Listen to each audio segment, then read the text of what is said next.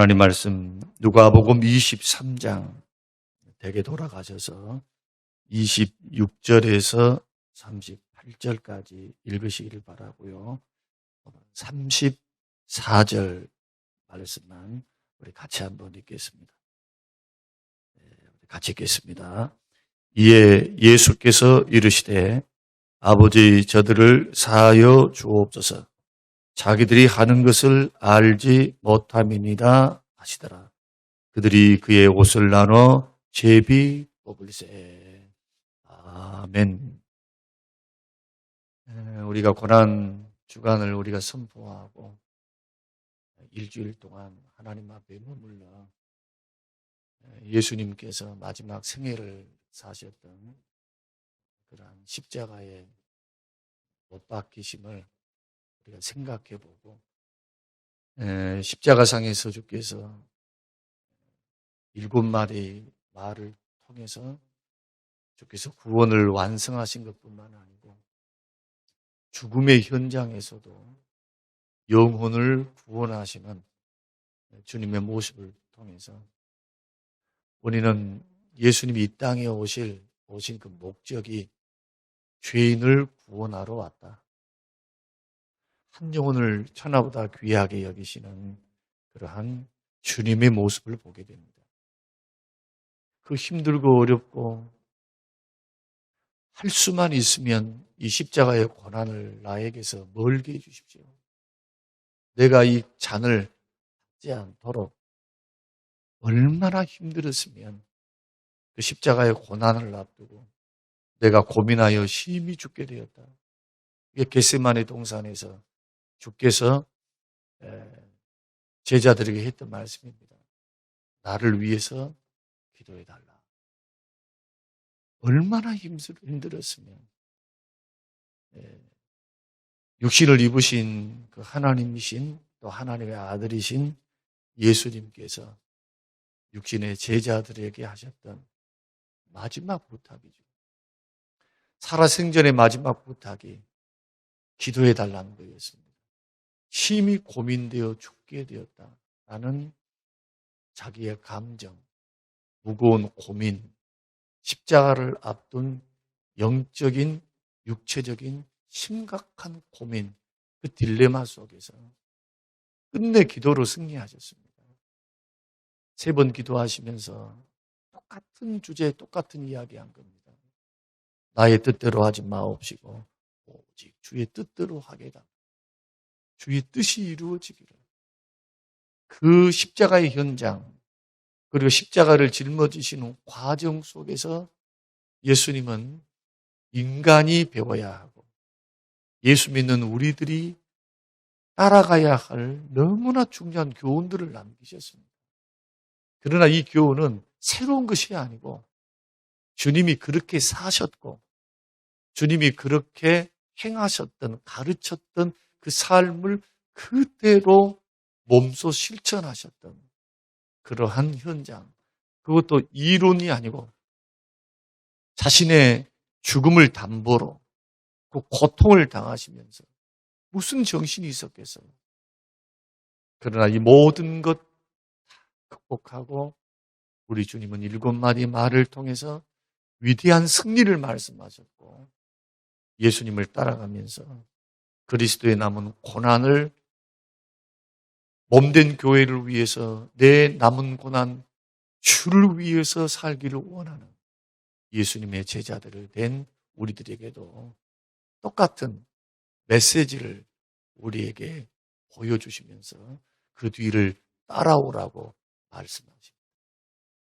그 첫 번째 주님의 십자가상의 대답과 질문이 바로 34절 말씀.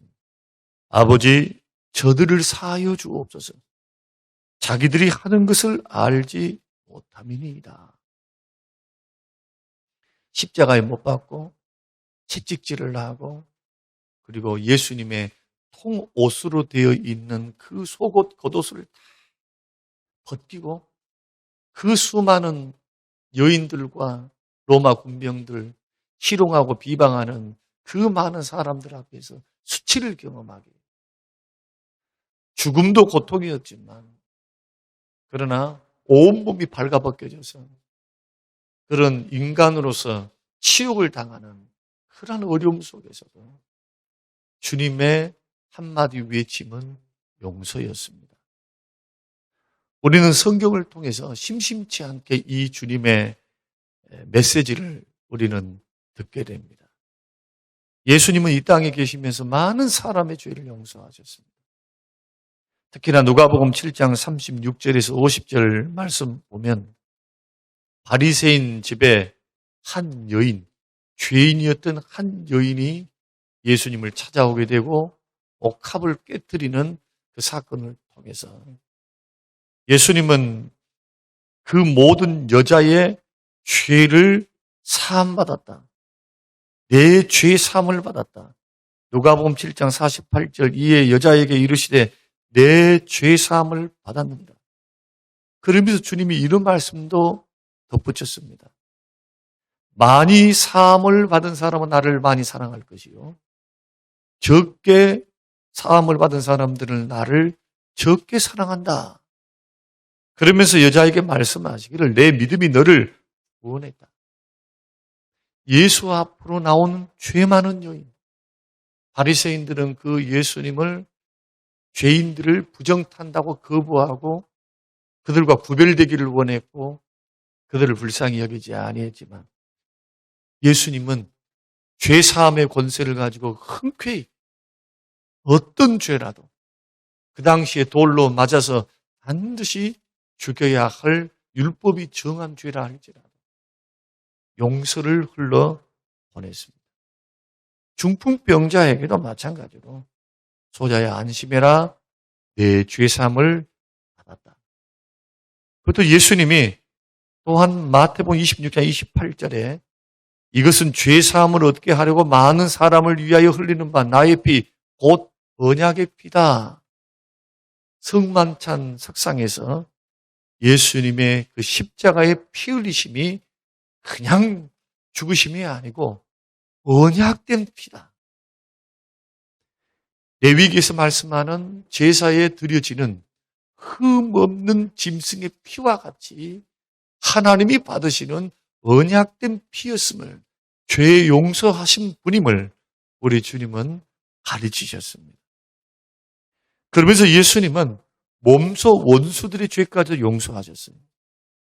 십자가에 자신을 못 박는 사람들을 향하여 저 바리새인들과 종교 지도자들의 사주를 받아가지고 알지도 못하고 백성들이 십자가에 못 박으소서, 십자가에 못 박으소서 빌라도 법정에서 예수님에게 배신을 하고 등을 돌렸던 그들을 향해서도 우리 주님은 그들이 알지 못해서 그런 것이니 주님 저들의 죄를 용서해 주시라고 기도하는 모습을 우리가 보게 됩니다. 베드로를 비롯해서 12제자 주님 용서하셨어요. 배반하고 갈 때 이미 주께서는 아셨습니다. 그리고 그것을 가르쳐 주셨어요. 너희들이 나를 다 떠나리라. 베드로는 3번 부인하리라. 그리고 그것이 주님의 말씀대로 이루어졌습니다. 이루어지고 난 후에도 주님은 한 번도 왜 나를 배반했느냐 그렇게 책망하지 않으셨습니다. 요한복음 21장에 보면은 디베랴 바닷가에서 예수님께서 물고기를 잡고 있는 부활 후에 물고기를 잡고 있는 제자들을 위해서 물고기를 준비했어요. 음식을 준비한 거예요. 그때도 베드로를 만나서 주께서 책망하지 않으셨습니다. 오히려 2번 기회를 주셨습니다. 회개하기 이전이죠. 주께서 사명을 맡기시면서 끝까지 택한 자기 제자들과 백성들을 사랑하되 끝까지 사랑하십니다. 성경은 그렇게 말해요. 끝까지 사랑하니까 용서가 된 겁니다. 그런 주님께서 우리에게 명령하셨습니다. 주께서 너희를 용서하신 것 같이 너희도 서로 용서하라. 이것은 사도 바울의 가르침인 것뿐만이 아니고 내가 너희를 용서한 것 같이 주님이 직접 말씀하셨어요. 주님이 직접 말씀하신 그 말씀을 그대로 사도들은 계승했습니다. 그래서 여러분이 알고 있는 야고보와 요한, 예수님의 제자들 가운데 야고보와 요한이 있습니다. 우레의 아들, 벼락치는 아들, 성격이 급해요. 아주 다혈질입니다. 예수님을 거부했던 사마리아 사람들을 향해서 예수님 하늘에 벼락이 떨어져서 이 사람들을 다 멸하십시다. 예수님을 거부하지 않습니다. 그렇게 말할 수 있었던 이유는 오병이어의 기적을 눈으로 똑똑히 봤거든요. 죽은 자를 살리신 것을 봤어요. 풍랑이 이는 바닷가에 그 물을 잠잠게, 말씀으로 잠잠게 하시는 하나님의 권능을 봤거든요. 대술가 하늘에서 불을 내려서 다 예수님을 거부하는 자들을 멸망시키는 것. 이것은 어려운 일이 아닐 것이다 판단한 겁니다. 그런 믿음은 있었던 거예요. 그랬던 사람들이 예수님이 십자가와 죽으심의 부활 사건을 경험하고 그 다음에 오순절 마가의 다락방에서 만나주신 그 주님 성령의 충만을 경험하고 난 후에는 점점 어떻게 변하느냐. 예수 믿고 구원받고 참된 제자로 살아가는 하나님의 사람들이 나이가 들어가고 횟수를 더해가고 예수의 삶을 따라서 자기가 부인되고 십자가를 짊어지는 그 과정을 겪어나가는 정상적인 아주 주님의 제자로서 걸어가는 아름다운 그런 모습이 바로 사랑을 외쳤던 겁니다. 요한일서 1장부터 5장까지 여러분 읽어보시면은 그 말씀에서 우리의 아들이었다라고 하는 천둥의 아들 미워하고 판단하고 선을 긋고 거부하고 했던 그런 모습을 발견할 수가 없어요. 어쩌면 우리는 우리의 인생을 살아가면서 수도 없는 상처를 받습니다. 수도 없는 사람들을 만납니다. 모두가 내 마음 같으면 다 좋겠어요. 나를 좀 알아줬으면 좋겠어요. 상대방은 상대방의 환경과 마음이 있을 것이고 나는 나의 마음과 나의 생각과 판단이 있을 거라는 거예요. 이 수평선, 나란히 걸어가는 수평선 그 일직선상에 있는 우리들을 서로가 양보하고 서로가 품고 서로가 끌어안을 수 있는 유일한 방법이 십자가 앞에 서는 겁니다. 십자가 앞에. 우리가 고난주간을 우리가 맞이하면서 믿음의 길을 걸어가요. 고난주간을 맞이하면서 예수님의 그러한 십자가를 우리가 묵상하면서 우리도 예수님 따라서 자기가 부인되고 십자가를 짊어지고 예수님처럼 닮고 따라가기를 소원해서 우리는 지금 고난주간을 결단하고 피곤하고 힘들지만 이 길을 걸어가는 겁니다. 이런 과정 속에서 우리들이 기억해야 될 것. 내가 너희를 용서했으니 너희도 남을 용서하라. 그러면서 골로새서 3장 13절과 14절에는 누가 누구에게 불만이 있거든 서로 용납하여 피차 용서하되 주께서 너희를 용서하신 것 같이 너희도 그리하고 이 모든 것 위에 사랑을 더하라. 이는 온전하게 매는 띠니라. 용서에서만 그치지 말고 용서에서 사랑으로 나아가라. 이것은 특히 한 교회 안에 부름을 받은 교회 믿음의 공동체는 이렇게 하라는 겁니다. 골로새 교회를 향해서 골로새 교회는 많은 이단 사설이 있었습니다. 수도 없는 이단 사설에 의해서 교회가 혼란했어요. 영적으로.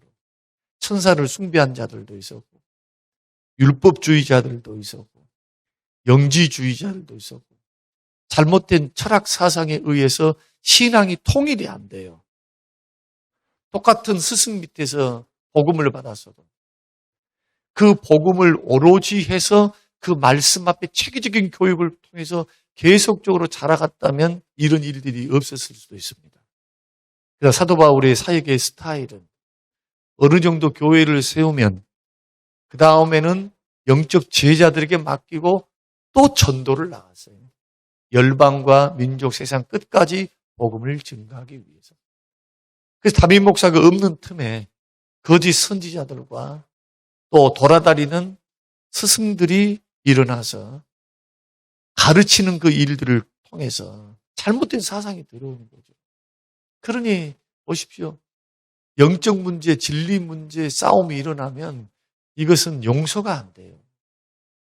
용서가. 지리한 이단과의 싸움. 이것이 진리 문제, 어떤 사상 문제, 이념 문제에 부닥치게 되면 개인 감정의 문제도 어렵지만 이런 문제는 엄청난 파급 효과. 교회가 냉랭해집니다. 차가워집니다. 그런 대표적인 교회가 소아시아의 에베소 교회 아닙니까? 에베소 교회는 이단들을 척결하기 위해서 엄청난 노력을 했습니다. 그러다가 잃어버린 게 뭐냐? 사랑을 잃어버렸어요. 그래서 촛대 옮기기 전에 첫사랑 회복하라. 어디에서 떨어지는지 너 생각해. 회개하고 돌이켜. 주께서 말합니다.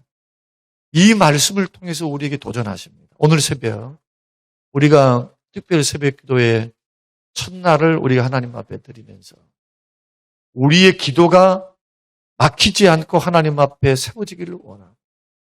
우리가 어떤 관계를 맺어가든 그런다 해서 일부러 가깝게 할 필요는 없어요. 불편하고 힘들고 어려운데 막 가까이 그냥 외식하면서 이것도 감정 낭비가 돼요. 해보니까. 그럴 필요 없어요. 마음에 미움을 몰아내고 있는 그 모습 그대로 받아들여주고 또 있는 그 자리에 서면 되는 거예요. 그러나 마음속에 미워한다든지 곱씹는다든지 아니면 마음에 용서를 흘러버리지 못하고 그런 잔재를 갖고 있는 것은 결코 영적으로 이것은 하나님이 기뻐할 일들은 아니라는 것. 반드시 시간이 간다 할지라도 하나님 앞에 이 부분 처리하면서 기도하면서 하나님 앞에 이것이 기도가 돼야 돼요. 1년이 되든 2년이 되든 꾸준한 기도. 기도가 없이 상황만 보고 있으면 언젠가 해결되겠지. 기도가 없이 시간만 흘러가면 되겠지. 아닙니다. 성령께서 역사하셔야 돼요. 주님이 도우셔야 합니다. 우리의 성향을 너무 주님 잘 아세요. 그러니 단순간에 하면 좋지만 오래된 우리의 생각이 습관이라고 하는 것, 오래된 생각과 우리 인격의 틀은 성령의 소욕을 따라서 그런 식으로 걸어가면 좋지만 또 육신의 소욕을 따라서 죄된 것을 답습해서 죄의 잔재가 내 몸에 DNA와 같이 기록이 되어 있어요. 이런 부분 하루아침에 끊어질까요? 하루아침에 안 됩니다. 싸우셔야 돼요.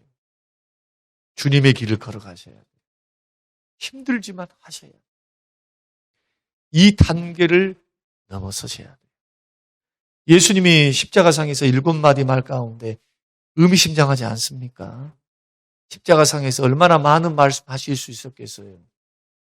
그러나 십자가에 못 박히시고 그 정신없는 환경 속에서 제일 먼저 하셨던 대답이 용서에 대한 대답입니다. 이것은 주님의 사역이 결코 심판이 아니고 사람을 죄인을 살리기 위하신 하나님의 목적을 분명하게 드러내는 것이라고 저는 그렇게 해석을 해요.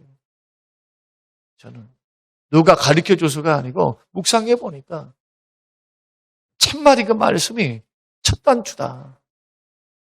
우리는 고난주간을 맞이해서 이제 믿음의 길을 걸어갑니다. 신앙의 길을 걸어갑니다. 우리 마음속에 응어리져 있는 사람, 용납되지 않은 사람, 아직도 거부되는 사람, 놀랍게도 그런 사람들은요, 멀리 있는 사람들이 아니에요. 멀리 있는 사람이 아니고 너무나 가까운 사람들. 좋았을 때가 있었어요. 좋았을 때.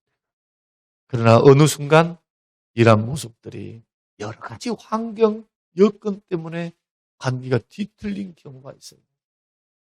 저는 심리학적으로 접근하기를 원치 않습니다. 어떻게 한다, 이렇게 한다. 해답을 여러분에게 드리고 싶지가 않아요. 너무나 뻔한 대답들이니까. 그러나 여러분에게 제안하고 싶습니다.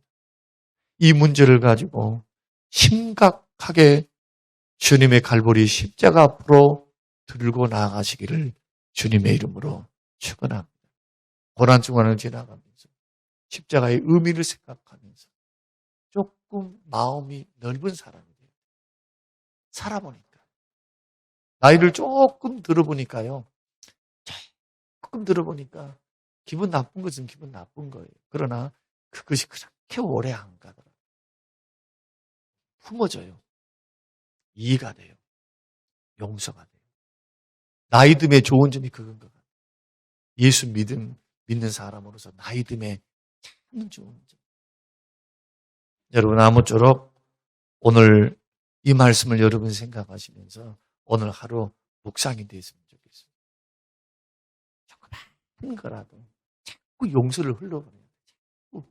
자꾸 이것이 훈련이 되고 경건의 훈련이 되고 경건의 마음이 되어지면 어느덧 용서하는 게 쉬워집니다. 사랑하는 마음이 열리기 시작해요. 하루아침 안 됩니다. 시간이 필요합니다. 기도가 시작되시기를 주님의 이름으로 축원합니다. 고마우신 하나님, 오늘 우리에게 주신 귀한 말씀을 마음에 깊이 묵상합니다. 하나님, 우리 마음속에 있는 이 모든 응어리들, 뒤틀린 관계들 하나님 회복할 수 있는 은혜를 베풀어 주시옵소서. 예수님 이름으로 기도합니다. 아멘.